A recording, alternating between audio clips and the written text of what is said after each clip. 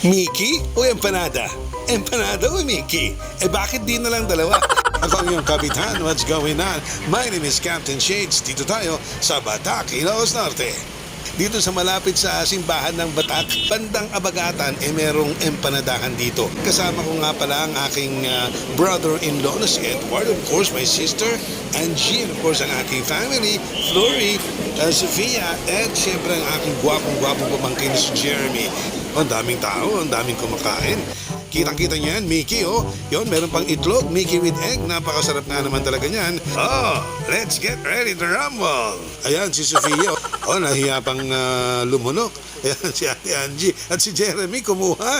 At of course, my brother-in-law Edward. Mukhang gusto rin pala itong Batac Empanada, ha? Ayan, ayan na naman, oh. Batac Empanada.